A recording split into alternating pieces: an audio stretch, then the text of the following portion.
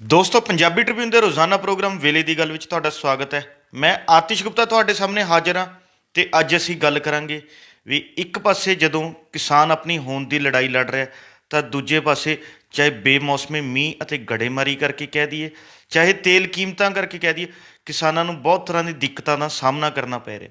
ਸਾਡੇ ਨਾਲ ਇਹਨਾਂ ਵਿਸ਼ਿਆਂ ਤੇ ਗੱਲਬਾਤ ਕਰਨ ਲਈ ਸਾਡੇ ਨਾਲ ਵਿਸ਼ੇਸ਼ ਤੌਰ ਤੇ ਹਾਜ਼ਰ ਨੇ ਉੱਘੇ ਪੱਤਰਕਾਰ ਸ਼੍ਰੀ ਹਮੀਰ ਸਿੰਘ ਜੀ। ਹਮੀਰ ਜੀ, ਤੁਹਾਡਾ ਬਹੁਤ ਬਹੁਤ ਸਵਾਗਤ ਹੈ ਜੀ। ਜੀ ਸ਼ੁਕਰੀਆ ਆਤਿਸ਼। ਹਮੀਰ ਜੀ, ਇੱਕ ਪਾਸੇ ਦੇਸ਼ ਦਾ ਅੰਨਦਾਤਾ ਜਿਹੜਾ ਹੈਗਾ ਦਿੱਲੀ ਦੀ ਬਰੂਹਾਂ ਤੇ ਆਪਣੀ ਹੋਂਦ ਦੀ ਲੜਾਈ ਲੜ ਰਿਹਾ, ਤਾਂ ਦੂਜੇ ਪਾਸੇ ਪੰਜਾਬ ਦੇ ਵਿੱਚ ਪਿਛਲੇ 36 ਘੰਟਿਆਂ ਤੋਂ ਲਗਾਤਾਰ ਪੈ ਰਹੇ ਜਿਹੜੇ ਬੇਮੌਸਮਾ ਮੀਂਹ ਅਤੇ ਗੜੇਮਾਰੀ ਕਰਕੇ ਕਿਸਾਨਾਂ ਦੀ ਫਸਲਾਂ ਨੂੰ ਜਿੱਥੇ ਮੰਡੀਆਂ 'ਚ ਡੋਬ ਕੇ ਰੱਖ ਦਿੱਤਾ, ਉੱਥੇ ਹੀ ਖੇਤਾਂ 'ਚ ਫਸਲਾਂ ਜਿਹੜੀਆਂ ਹੈਗੀਆਂ ਵਿਛ ਗਈਆਂ ਨੇ। ਅਸੀਂ ਜਾਣਨਾ ਚਾਹਾਂਗੇ ਇਸ ਦਾ ਕਿਸ ਤਰ੍ਹਾਂ ਦਾ ਜਿਹੜਾ ਕਿਸਾਨੀ 'ਤੇ ਅਸਰ ਦੇਖਣ ਨੂੰ ਮਿਲਿਆ ਤੇ ਪੰਜਾਬ ਦੇ ਹਾਲਾਤ ਕੀ ਨੇ ਇਸ ਟਾਈਮ। ਪੰਜਾਬ ਦੇ ਵਿੱਚ ਤੇ ਹਰਿਆਣਾ ਦੇ ਨਾਲ ਲੱਗਦੇ ਇਲਾਕਿਆਂ ਦੇ ਵਿੱਚ ਲਗਾਤਾਰ ਮੀਂਹ ਦਾ ਵੱਖ-ਵੱਖ ਖੇਤਰਾਂ ਦੇ ਵਿੱਚ ਕਾਫੀ ਕਿਤੇ ਭਾਰੀ, ਕਿਤੇ ਗੜੇਮਾਰੀ ਵੀ ਹੋਈ ਹੈ ਤੇ ਕਿਤੇ ਥੋੜ੍ਹਾ ਮੀਂਹ ਪਿਆ। ਔਰ ਮੀਂਹ ਇਸ ਕਰਕੇ ਇਹ ਜ਼ਿਆਦਾ ਖਤਰਨਾਕ ਹੈ ਇਸ ਸਮੇਂ ਕਿਉਂਕਿ ਫਸਲ ਬਿਲਕੁਲ ਪੱਕੀ ਹੋਈ ਹੈ ਤੇ ਸੀਜ਼ਨ ਚੱਲ ਰਿਹਾ ਝੋਨੇ ਦਾ ਜੀ। ਤੇ ਸੀਜ਼ਨ ਦੇ ਦੌਰਾਨ ਜਿੰਨਾ ਵੱਡਾ ਨੁਕਸਾਨ ਇਸ ਲੈਵਲ ਤੇ ਦੇਖਿਆ ਜਾ ਰਿਹਾ, ਹੁਣ ਜਿਹੜੇ ਮੁੱਢਲੇ ਇਫੈਕਟ ਨੇ ਔਰ ਖੇਤੀਬਾੜੀ ਡਿਪਾਰਟਮੈਂਟ ਦੇ ਵੀ ਜਿਹੜੇ ਮੁੱਢਲੇ ਅੱਜ ਦੁਪਹਿਰ ਤੱਕ ਦੇ ਇਫੈਕਟ ਸੀਗੇ ਤੇ ਉਦੋਂ ਬਾਅਦ ਵੀ ਅਜੇ ਕਈ ਜਗ੍ਹਾ 'ਤੇ ਮੀਂਹ ਪੈਂਦਾ ਹੈ। ਖਾਸ ਤੌਰ 'ਤੇ ਮਾਝੇ ਅਤੇ ਉਹ ਬਾਰਡਰ ਏਰੀਆ ਦੇ ਜਿਹੜੇ ਜ਼ਿਲ੍ਹੇ ਨੇ, ਖਾਸ ਤੌਰ 'ਤੇ ਗੁਰਦਾਸਪੁਰ ਦੇ ਵਿੱਚ ਕਾਫੀ ਜ਼ਿਆਦਾ ਨੁਕਸਾਨ ਹੋਇਆ ਕਿਉਂਕਿ ਉੱਥੇ ਡੀਸੀ ਨੇ ਗੁਰਦਾਵਰੀ ਦਾ ਵੀ ਹਾਲਾਂਕਿ ਅਨਾਊਂਸ ਕੀਤਾ, ਸਪੈਸ਼ਲ ਗੁਰਦਾਵਰੀ ਦਾ, ਤਾਂ ਹੀ ਉਸੇ ਲੈਵਲ 'ਤੇ ਹੈ। ਫਿਰ ਫਾਜ਼ਿਲਕਾ 'ਚ, ਫਿਰੋਜ਼ਪੁਰ ਦੇ ਵਿੱਚ ਹਜ਼ਾਰਾਂ ਏਕੜ ਜਿਹੜੀ ਅਤੇ ਤਰਨਤਾਰਨ ਦੇ ਵਿੱਚ ਝੋਨਾ, ਉਹ 'ਚ ਪਾਣੀ ਵੀ ਭਰ ਗਿਆ। ਹਵਾ ਤੇਜ਼ ਚੱਲਣ ਕਰਕੇ ਅਤੇ ਗੜੇਮਾਰੀ ਹੋਣ ਕਰਕੇ ਬਹੁਤ ਜਗ੍ਹਾ ਉਹ ਡਿੱਗ ਗਈ ਹੈ, ਵਿਛ ਗਈ ਹੈ ਪੂਰੀ ਤਰ੍ਹਾਂ ਜਿਹੜੀ ਝੋਨੇ ਦਾ ਕੰਮ ਹੈ ਜੀ। ਔਰ ਇਹਨਾਂ ਸਾਰੇ ਏਰੀਆ ਦੇ ਵਿੱਚ ਵੀ ਜਿਹੜਾ ਇਹ ਟੋਟਲ ਇਲਾਕਾ, ਚਾਹੇ ਮੋਹਾਲੀ ਹੈ, ਚਾਹੇ ਰੋਪੜ ਹੈ, ਜਾਂ ਇੱਧਰ ਫਤਿਹਗੜ੍ਹ ਸਾਹਿਬ ਹੈ ਅਤੇ ਸੰਗਰੂਰ ਅਤੇ ਅਗਲੇ ਸਾਰੇ ਜ਼ਿਲ੍ਹਿਆਂ ਦੇ ਵਿੱਚ ਵੀ, ਦੁਆਬੇ ਦੇ ਵਿੱਚ ਵੀ ਕਾਫੀ ਹਵਾ ਅਤੇ ਮੀਂਹ ਤਾਂ ਸਾਰੇ ਜਗ੍ਹਾ ਹੀ ਲਗਭਗ ਉਹਨੇ ਤਾਂ ਫਸਲ ਵਿਛਾਈ ਤਾਂ ਹੈਗੀ ਉਹ ਹੈਗੀ ਹੈ। ਔਰ ਬਹੁਤ ਜਗ੍ਹਾ ਇਹ ਕਿਹਾ ਜਾ ਰਿਹਾ ਕਿ ਮਤਲਬ ਵੱਡੇ ਪੱਧਰ 'ਤੇ ਨੁਕਸਾਨ ਹੋ ਚੁੱਕਿਆ। ਨੁਕਸਾਨ ਇੱਕ ਤਾਂ ਇਹ ਹੋ ਚੁੱਕਿਆ ਕਿ ਟੋਟਲ ਜਿੱਥੇ ਗੜੇਮਾਰੀ ਹੋ ਗਈ ਉੱਥੇ ਤਾਂ ਝੜ ਹੀ ਗਈ, ਪੱਕੀ ਫਸਲ ਝੜ ਜਾਂਦੀ ਹੈ ਬਹੁਤ ਜ਼ਿਆਦਾ। ਦੂਜੀ ਜਗ੍ਹਾ ਇਹ ਹੈ ਕਿ ਕਿਤੇ 4 ਦਿਨ, ਕਿਤੇ 5 ਦਿਨ, ਕਿਤੇ 10 ਦਿਨ ਲੇਟ ਹੋ ਜਾਏਗਾ ਸੀਜ਼ਨ। ਜਿੱਥੇ ਪਾਣੀ ਭਰ ਗਿਆ ਉੱਥੇ ਕੰਬਾਈਨ ਨਹੀਂ ਜਾਊਗੀ। ਜੇ ਜਿਹੜੀ ਵਿਛ ਚੁੱਕੀ ਹੈ, ਜੇ ਉੱਥੇ ਕੰਬਾਈਨ ਜਾਊਗੀ ਤਾਂ ਕੰਬਾਈਨ ਨੂੰ ਦੇ ਉਹ ਚੱਕੇ ਉਹਦੇ ਵਿੱਚ ਨਹੀਂ ਆਉਂਦੀ, ਦਾਇਰੇ ਦੇ ਵਿੱਚ ਖੜੀ ਕਰਨੀ ਪੈਂਦੀ ਹੈ। ਖੜੀ ਉਸ ਲੈਵਲ 'ਤੇ ਆ ਜਾਂਦੀ ਹੈ। ਉਹ 'ਚ ਕਿੰਨਾ ਝੜ ਜਾਂਦਾ, ਕੋਈ ਕਹਿੰਦਾ ਜੀ 5 ਕੁਆਂਟਲ ਏਕੜ ਝੜੂ, ਕੋਈ 5 ਕੁਆਂਟਲ ਤੋਂ ਵੱਧ ਕਹਿੰਦਾ। ਅਲੱਗ-ਅਲੱਗ ਟਾਈਪ ਦਾ ਏਰੀਆ ਵਾਈਜ਼ ਲੋਕ ਦੱਸ ਰਹੇ ਨੇ ਕਿ ਇੰਨਾ ਲੋਸ ਇਹਦੇ ਵਿੱਚ ਹੋ ਗਿਆ। ਇਹ ਤੋਂ ਬਿਨਾਂ ਮੰਡੀਆਂ ਦੇ ਵਿੱਚ ਵੀ ਆਈ ਹੋਈ ਹੈ ਜਿਹੜਾ ਝੋਨਾ ਆਇਆ ਹੋਇਆ, ਅਤੇ ਮੰਡੀਆਂ ਦੇ ਵਿੱਚ ਵੀ ਗਿੱਲਾ ਹੋਇਆ। ਕਿੰਨੀਆਂ ਹੀ ਮੰਡੀਆਂ ਦੀਆਂ ਤਸਵੀਰਾਂ ਆ ਰਹੀਆਂ ਨੇ, ਪਾਣੀ ਫਿਰਦਾ ਹੇਠਾਂ। ਪ੍ਰਬੰਧਾਂ ਦਾ ਵੀ ਇਹ ਸਵਾਲ ਹੈ ਇਸ ਸਾਰੇ ਮਾਮਲੇ 'ਚ, ਕਿਉਂਕਿ ਮੰਡੀਆਂ ਦੇ ਵਿੱਚ ਬਾਹਰ ਅਜੇ ਪਾਣੀ ਘੱਟ ਦਿਖਾਈ ਦਿੰਦਾ, ਮੰਡੀਆਂ ਦੇ ਵਿੱਚ ਟੋਭੇ ਦੀ ਤਰ੍ਹਾਂ ਪਾਣੀ ਭਰੇ ਦਿਖਾਈ ਦਿੰਦੇ ਨੇ। ਸੀਵਰੇਜ ਡੱਕ ਜਾਂਦੇ ਨੇ, ਸੀਵਰੇਜ ਪ੍ਰਣਾਲੀ ਚੋਕ ਹੋ ਜਾਂਦੀ ਹੈ ਇਹੋ ਜਿਹੇ ਸਾਰੇ ਸੈਟਅਪ ਦੇ ਵਿੱਚ। ਜੀ। ਉਹਦੇ ਨਾਲ ਕਿੰਨਾ ਹੀ ਜਿਹੜਾ ਘਾਟਾ ਕਿਸਾਨ ਨੂੰ ਪਹਿਲਾਂ ਹੀ ਪੈ ਰਿਹਾ। ਐਤਕੀ ਰੇਟ ਪਹਿਲਾਂ ਵੀ ਜ਼ਿਆਦਾ ਸੀ ਕਟਾਈ ਦੇ, ਕਿਉਂਕਿ ਡੀਜ਼ਲ ਦਾ ਰੇਟ ਬਹੁਤ ਵੱਧ ਗਿਆ। ਕੰਬਾਈਨਾਂ ਵਾਲਾ ਰੇਟ ਵੀ ਲਾਜ਼ਮੀ ਹੈ ਕਿ 1800 ਰੁਪਏ ਸੀ ਪਹਿਲਾਂ, ਤਾਂ ਉਹ 500-700 ਰੁਪਏ ਉਹਦੇ ਕਰਕੇ ਵਧਾ ਦਿੰਦਾ ਬੰਦਾ ਕਿ ਠੀਕ ਹੈ ਜੀ।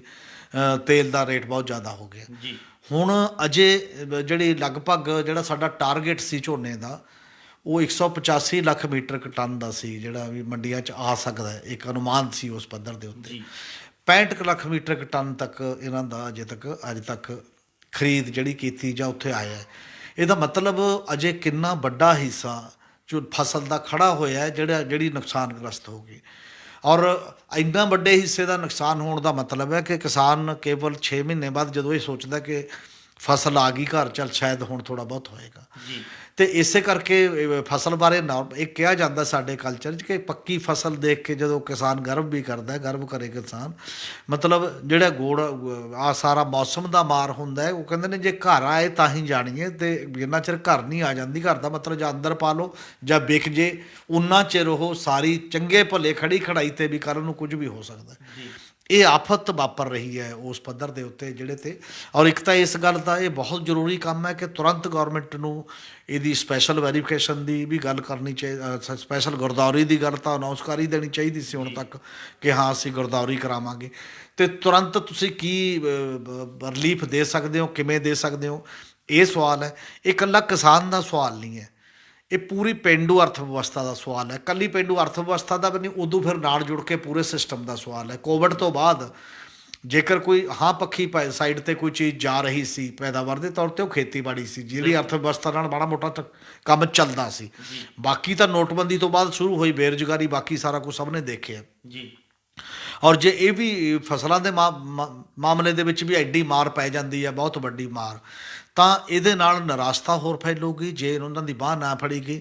ਔਰ ਕੱਲਾ ਕਿਸਾਨ ਨਹੀਂ ਹੈ, ਕਿਸਾਨ ਦੇ ਨਾਲ ਦੋ ਧਿਰਾਂ ਤਾਂ ਸਿੱਧੇ ਤੌਰ ਤੇ ਜੁੜੀਆਂ ਹੋਈਆਂ ਨੇ। ਕਿਸਾਨ ਦੇ ਨਾਲ ਮਜ਼ਦੂਰ ਸਿੱਧੇ ਤੌਰ ਤੇ ਜੁੜਿਆ। ਇਸ ਸਮੇਂ ਦੇ ਵਿੱਚ ਉਹਦੀ ਦਿਹਾੜੀ ਦਾ ਸਵਾਰ ਰੋਜੀ ਰੋਟੀ ਦਾ ਸੀ, ਚਾਹੇ ਉਹ ਕਾਟਨ ਦੀ ਗੱਲ ਹੋਵੇ ਚਾਹੇ ਇਹ ਗੱਲ ਹੋਵੇ। ਜਿਹੜਾ ਇਸ ਸੀਜ਼ਨ 'ਚ ਉਹਨੂੰ ਰੁਜ਼ਗਾਰ ਮਿਲਣਾ ਹੁੰਦਾ, ਉਹਨੇ ਆਪਣੇ ਰੋਜੀ ਰੋਟੀ ਜੋ ਕਿ ਦਾਣੇ ਜਾਂ ਬਾਕੀ ਚੀਜ਼ਾਂ ਕਰਨੀਆਂ ਨੇ, ਉਹ ਵੀ ਇੱਕ ਬੜਾ ਵੱਡਾ ਸਵਾਲ ਹੈ।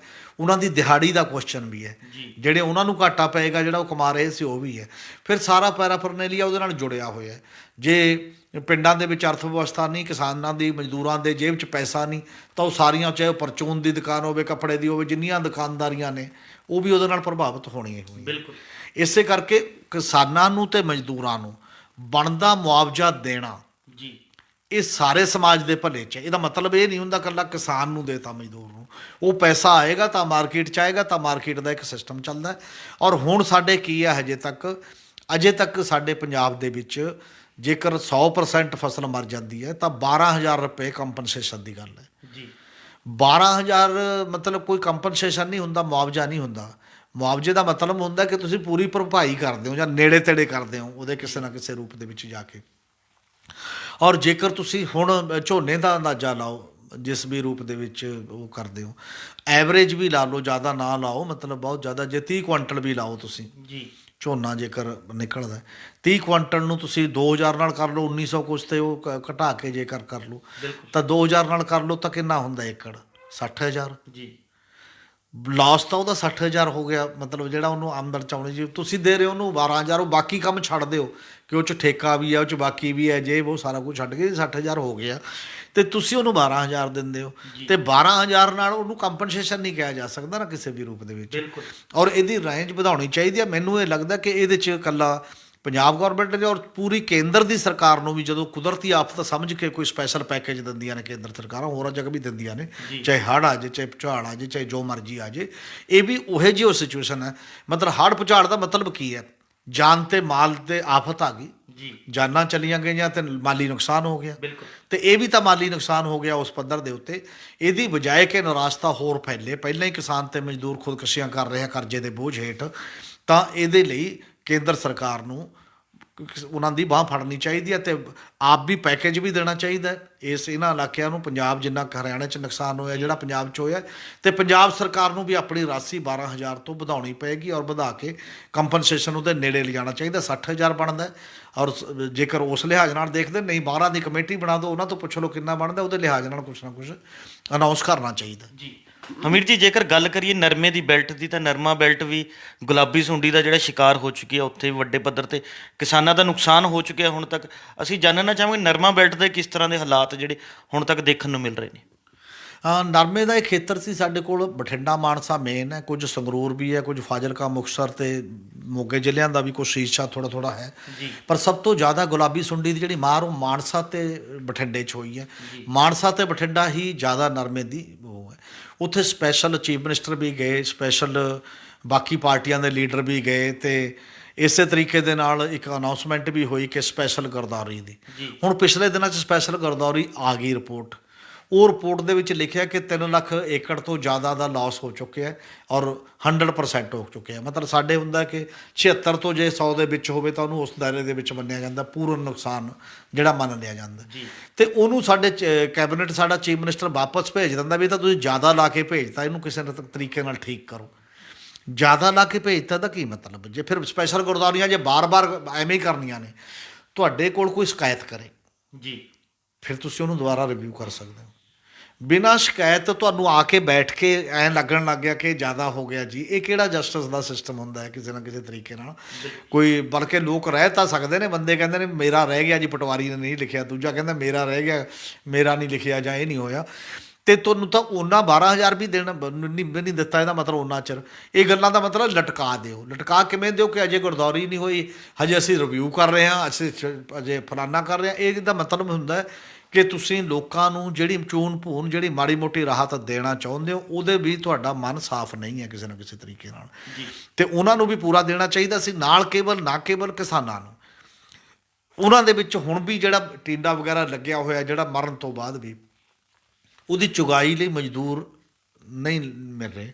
ਜਿਹੜਾ ਮਜ਼ਦੂਰ ਲੱਗਦਾ ਹੈ, ਜਦੋਂ ਫਰੈਸ਼ ਨਰਮੇ ਨੂੰ ਚੁਗਦਾ ਸੀ ਉਦੋਂ ਤਾਂ ਉਹਨੂੰ ਬਣਦੀ ਸੀ ਘੱਟੋ ਘੱਟ 1000 ਰੁਪਇਆ ਦਿਹਾੜੀ। ਹੁਣ ਉਹਨੂੰ 70 ਰੁਪਏ ਦਿਹਾੜੀ ਵੀ ਐਵਰੇਜ ਨਹੀਂ ਪੈ ਰਹੀ, ਕਿਉਂਕਿ ਉਹ ਟਿੰਡਾ ਇੰਨਾ ਸੁੰਗੜ ਗਿਆ, ਉਹਨੂੰ ਪੱਟਣਾ ਹੀ ਮਾੜਾ ਹੈ। ਅੰਦਰੋਂ ਗੰਦਾ ਨਿਕਲਦਾ, ਅੰਦਰੋਂ ਉਹਦੇ 'ਚ ਕੋਈ ਹੈ ਨਹੀਂ। ਔਰ ਉਹ ਮਿਲਦੀ ਹੈ ਦਿਹਾੜੀ ਕਿਲੋਆਂ ਦੇ ਹਿਸਾਬ ਨਾਲ ਕਿ ਕਿੰਨੇ ਕੁਆਂਟਲ ਚੁਗਤਾ ਉਹਨਾਂ ਤੇਰਾ ਉਹਦਾ ਹਿੱਸਾ ਤੈਨੂੰ ਮਿਲੇਗਾ, ਜਾਂ ਇਸ ਲੈਵਲ ਦੀ ਦਿਹਾੜੀ ਹੈ। ਉਹਦਾ ਵੀ ਜਿਹੜਾ ਲਾਸ ਹੋਇਆ ਜੀ ਲੇਬਰ ਦਾ, ਉਹਦੀ ਜਿਹੜੀ ਉਹਨੇ ਆਪਣੀ ਉਪਜੀਵਿਕਾ ਕਮਾਉਣੀ ਸੀ, ਉਹਦੇ ਬਾਰੇ ਅਜੇ ਤੱਕ ਕੋਈ ਬਿਆਨ ਵੀ ਨਹੀਂ ਆਇਆ ਕਿ ਉਹਨੂੰ ਵੀ ਕੀ ਦੇਣਾ। ਇਸ ਲਈ ਉਹ ਸਾਰੇ ਤਬਕੇ ਨੂੰ ਵੀ ਨਾਲ ਲੈਣਾ ਚਾਹੀਦਾ। ਤੇ ਉਸ ਲਈ ਇੱਕ ਵਾਰ ਪਹਿਲਾਂ ਹੋਇਆ ਸੀ ਜਦੋਂ ਕਿਸਾਨਾਂ ਦੀ ਜਦੋਜਹਿਦ ਦੇ ਦੌਰਾਨ ਕੇਵਲ ਉਦੋਂ ਨਰਮਾ ਮਰਿਆ ਸੀ 2015 ਦੇ ਵਿੱਚ ਕਾਫੀ ਵੱਡੇ ਪੱਧਰ ਦੇ ਉੱਤੇ।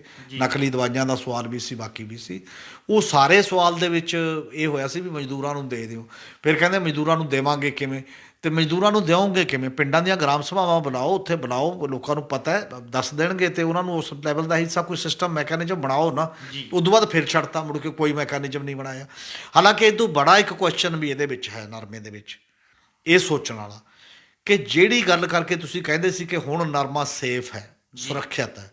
ਤੁਸੀਂ ਬੀਟੀ ਲਿਆਏ ਸੀ, ਬੀਟੀ ਕਾਟਨ, ਬੀਟੀ ਦਾ 1 ਜੀਨ ਆਇਆ, 2 ਜੀਨ ਆਏ, ਹੁਣ 3rd ਜਨਰੇਸ਼ਨ ਹੈ ਜੀ। ਇਹਦਾ ਮਤਲਬ ਕੀ ਬੀਟੀ ਦੀ ਜਿਹੜਾ ਐਂਗਲ ਸੀ ਤੁਹਾਡਾ, ਜਿਹਨੂੰ ਤੁਸੀਂ ਉਭਾਰ ਰਹੇ ਹੋ ਜੈਨੇਟਿਕਲ ਮੋਡੀਫਾਈਡ ਸੀਡਸ ਦਾ, ਉਹਦੇ 'ਤੇ ਸਵਾਲੀਆ ਨਿਸ਼ਾਨ ਨਹੀਂ ਲੱਗ ਗਿਆ? ਬਿਲਕੁਲ।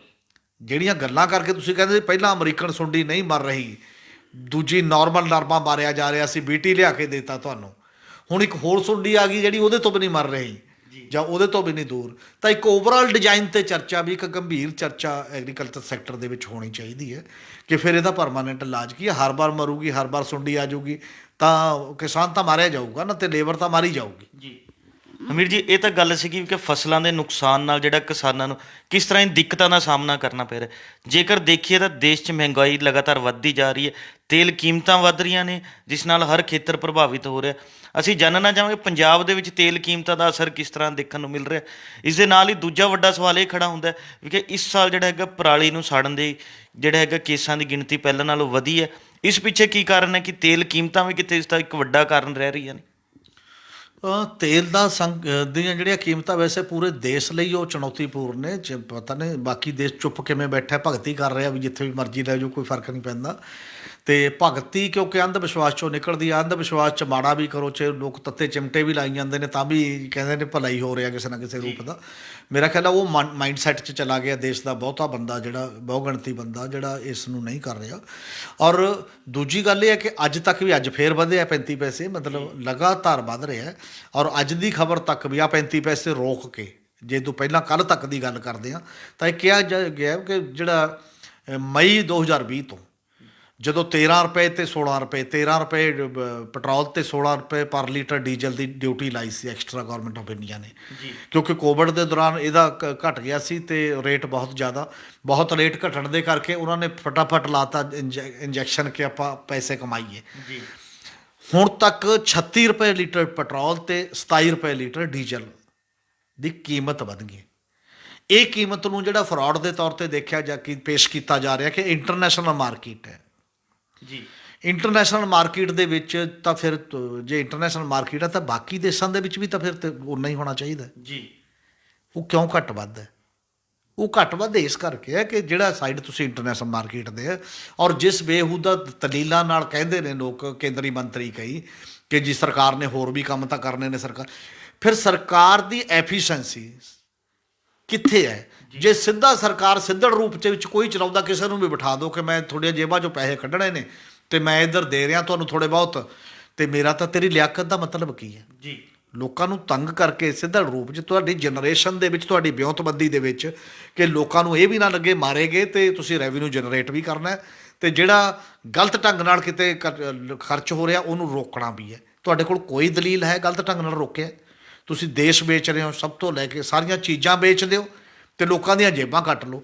ਦੇਸ਼ ਅਸੀਂ ਚੰਗਾ ਚਲਾ ਰਹੇ ਹਾਂ, ਫਿਰ ਵੀ ਭੁੱਖਮਰੀ 'ਚ ਦੇਸ਼ ਮਤਲਬ ਉਦੋਂ ਨੀਚੇ ਦੇ ਨੀਚੇ ਜਾ ਰਿਹਾ। ਫਿਰ ਵੀ ਬੇਰੁਜ਼ਗਾਰੀ 'ਚ ਸਭ ਤੋਂ ਜ਼ਿਆਦਾ ਜਾ ਰਿਹਾ, ਤਾਂ ਕਿਹੜੀ ਦਲੀਲ ਦੇ ਤਹਿਤ ਤੁਸੀਂ ਇਹ ਕਹਿ ਰਹੇ ਹੋ ਕਿ ਅਸੀਂ ਚੰਗਾ ਸ਼ਾਸਨ ਦੇ ਰਹੇ ਹਾਂ, ਚੰਗੀ ਗਵਰਨੈਂਸ ਦੇ ਰਹੇ ਹਾਂ? ਜੀ ਕਿਸ ਤਰੀਕੇ ਨਾਲ ਦੇ ਰਹੇ ਹੋ? ਕਿਉਂਕਿ ਡੀਜ਼ਲ ਨਾਲ ਕਿਵੇਂ ਹੋ ਰਿਹਾ, ਜੇ ਇਕੱਲਾ ਇੰਡੀਆ ਦਾ ਓਵਰਆਲ ਦੇਖ ਕੇ ਵੀ ਪੰਜਾਬ ਦੀ ਸਪੈਸੀਫਿਕ ਆਪਾਂ ਗੱਲ ਕਰੀਏ, ਜੀ ਪੰਜਾਬ ਦੇ ਵਿੱਚ ਲਗਭਗ ਬਸ ਦੇਸ਼ ਦੇ ਵਿੱਚ ਹੀ ਪੰਜਾਬ ਦੇ ਵਿੱਚ ਡੀਜ਼ਲ ਦੀ ਖਪਤ ਪੈਟਰੋਲ ਨਾਲੋਂ ਵੀ 2.5 ਗੁਣਾ ਜ਼ਿਆਦਾ ਹੈ ਜੀ ਸਾਰੇ ਕਿਤੇ, ਕਿਉਂਕਿ ਟੋਟਲ ਟਰਾਂਸਪੋਰਟ ਸਾਰੇ ਦੇਸ਼ ਦੇ ਵਿੱਚ ਡੀਜ਼ਲ ਤੇ ਹੁੰਦੀ ਆ, ਬਾਕੀ ਚੀਜ਼ਾਂ ਹੁੰਦੀਆਂ ਨੇ ਪੈਟਰੋਲ ਤੇ ਜ਼ਿਆਦਾ ਨਿੱਜੀ ਵਾਹਨ ਨੇ। ਤੇ ਉਹਦੇ ਨਾਲ ਕੀ ਹੁੰਦਾ, ਤੇ ਇਹਦਾ ਲਗਭਗ 35 ਤੋਂ 40% ਹਿੱਸਾ ਖੇਤੀਬਾੜੀ 'ਚ ਖਰਚ ਹੁੰਦਾ ਹੈ ਜੀ ਡੀਜ਼ਲ ਦਾ, ਜਿਹੜਾ ਐਟ ਪ੍ਰੈਜੈਂਟ ਸਾਡੇ ਸਾਹਮਣੇ ਹੈ।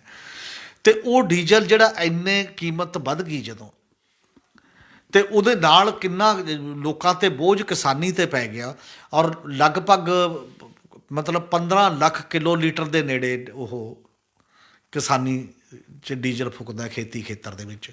15 ਲੱਖ ਕਿਲੋ ਲੀਟਰ ਨੂੰ ਤੁਸੀਂ 27 ਰੁਪਏ ਦੇ ਵਾਧੂ ਤੇ ਹੀ ਗੁਣਾ ਕਰ ਲਓ, ਕਿ ਵਾਧੂ ਜਿੰਨਾ ਵੱਧ ਗਿਆ ਉਹਦੇ ਤੋਂ ਜ਼ਿਆਦਾ ਰੇਟ ਹੈ। ਤੇ ਇਹ ਜਿੰਨਾ ਤੁਸੀਂ ਕਣਕ ਤੇ ਝੋਨਾ ਤੇ ਸਾਰੀਆਂ ਫਸਲਾਂ ਦਾ ਰੇਟ ਕਿੰਨਾ ਵਧਾਇਆ, ਇਹ ਵੱਧ ਗਿਆ 50% ਤੋਂ ਜ਼ਿਆਦਾ ਡੀਜ਼ਲ। ਫਸਲਾਂ ਦਾ ਰੇਟ ਤੁਸੀਂ ਵਧਾਇਆ 3 ਤੋਂ 4% ਦੇ ਹਿਸਾਬ ਨਾਲ।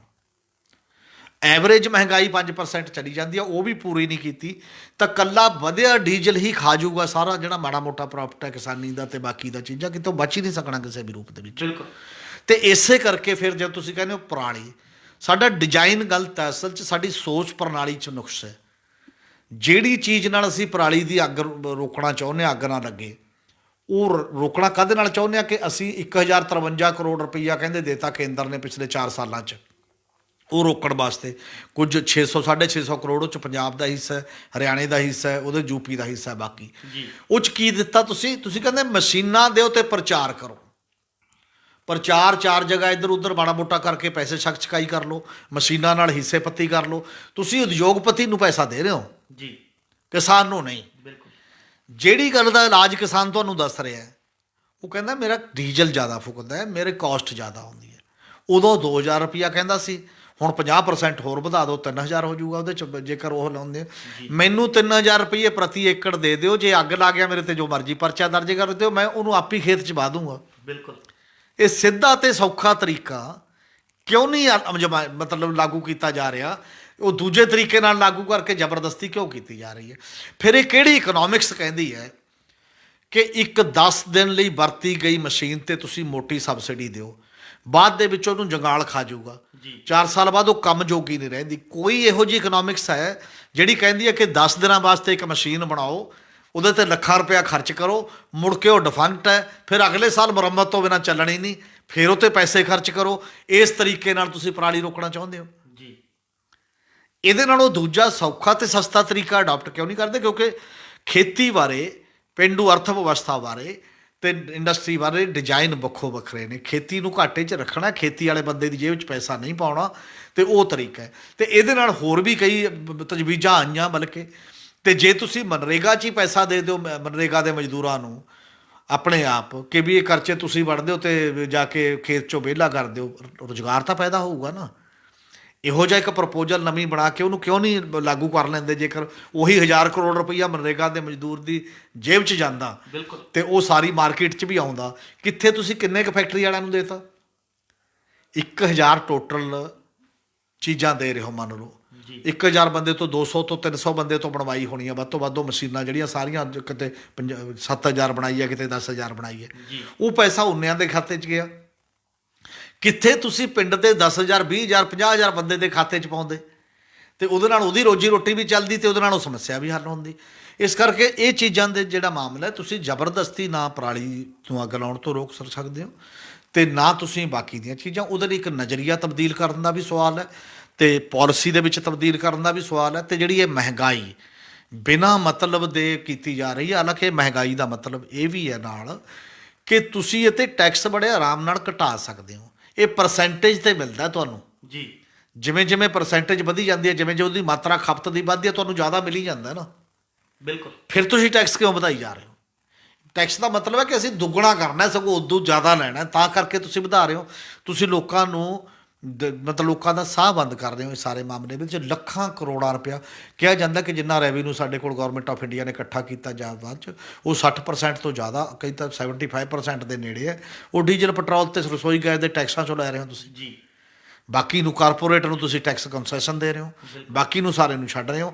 ਮਤਲਬ ਨਸਤਰ ਉੱਥੇ ਤਾਂ ਲਾਓ ਜਿੱਥੇ ਖੂਨ ਹੈ, ਜਿੱਥੇ ਖੂਨ ਹੀ ਨਹੀਂ ਉੱਥੇ ਹੀ ਨਸਤਰ ਲਾਈ ਜਾ ਰਹੇ ਹੋ, ਉਹਦਾ ਕੋਈ ਮਤਲਬ ਨਹੀਂ ਬਚਦਾ। ਇਹ ਬਹੁਤ ਖਤਰਨਾਕ ਖੇਡ ਹੈ, ਬਹੁਤ ਖਤਰਨਾਕ ਅਪਰੋਚ ਹੈ।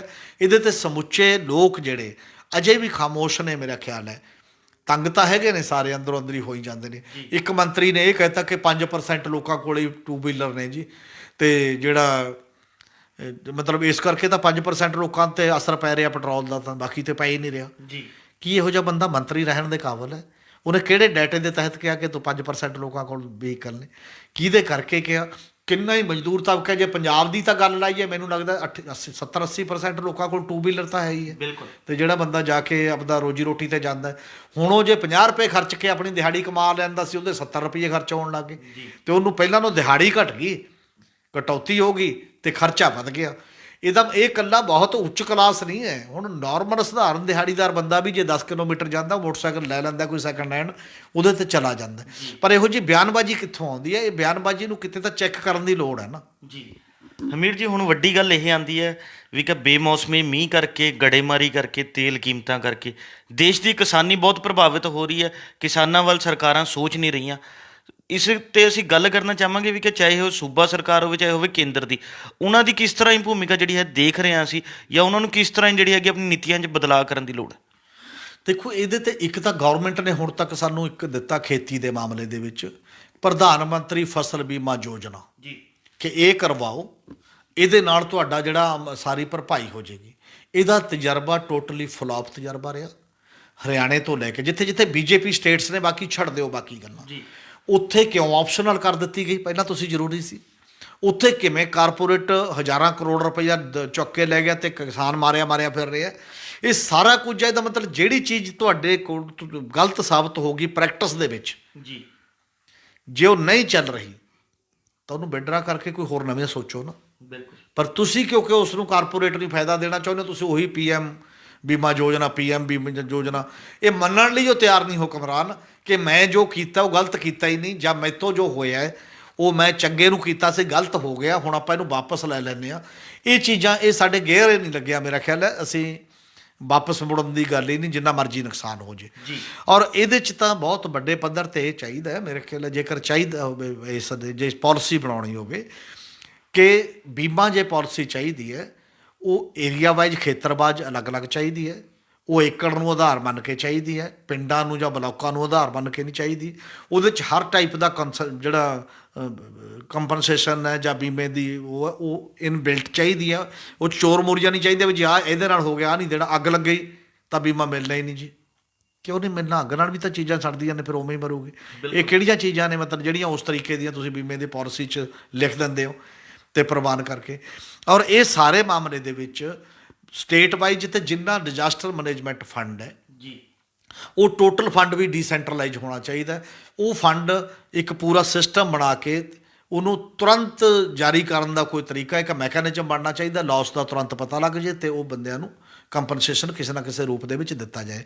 ਮੈਨੂੰ ਲੱਗਦਾ ਸਭ ਤੋਂ ਬੜਾ ਕੁਐਸਚਨ ਪਾਲਿਸੀ ਦਾ, ਉਹਦੇ ਨਾਲ ਦੂਜਾ ਕੁਐਸਚਨ ਜੁੜਿਆ ਹੋਇਆ ਗਵਰਨੈਂਸ ਦਾ, ਜਿਹਦੇ 'ਚ ਕਰਪਸ਼ਨ ਵੀ ਹੈ ਤੇ ਬਾਕੀ ਚੀਜ਼ਾਂ ਅਸੀਂ ਨਹੀਂ ਉਸ ਲੈਵਲ 'ਤੇ ਕਰਦੇ। ਤੀਜਾ ਇਹ ਹੈ ਕਿ ਬਾਕੀ ਚੀਜ਼ਾਂ ਨੂੰ ਪਹਿਲਾਂ ਵਿਜ਼ਨ 'ਚ ਤਾਂ ਲਓ ਨਾ ਤੁਸੀਂ, ਇਹਦੇ ਨਾਲ ਲਾਸ ਕਿਹਦਾ ਹੋਏਗਾ। ਜੀ। ਜੇ ਮੰਨ ਲਓ ਚੀਜ਼ਾਂ ਇਹ ਮਰਦੀਆਂ ਨੇ ਜਾਂ ਫਸਲ ਮਰਦੀ ਆ, ਬਾਕੀ ਚੀਜ਼ਾਂ ਮਰਦੀਆਂ ਨੇ, ਇਹਦੇ ਨਾਲ ਕਿਸਾਨ ਦਾ ਲਾਸ, ਜਿਵੇਂ ਲੈਂਡ ਐਕੁਜੀਸ਼ਨ ਐਕਟ ਵੇਲੇ ਪਹਿਲੀ ਵਾਰ ਇਹ ਅੰਦਾਜ਼ਾ ਲਾਇਆ ਗਿਆ ਕਿ ਇਹਨੂੰ ਆਪਾਂ ਠੀਕ ਕਿਵੇਂ ਕਰਨਾ ਪਾਲਿਸੀ ਦੇ ਤੌਰ ਤੇ 2013 ਦੇ ਐਕਟ 'ਚ।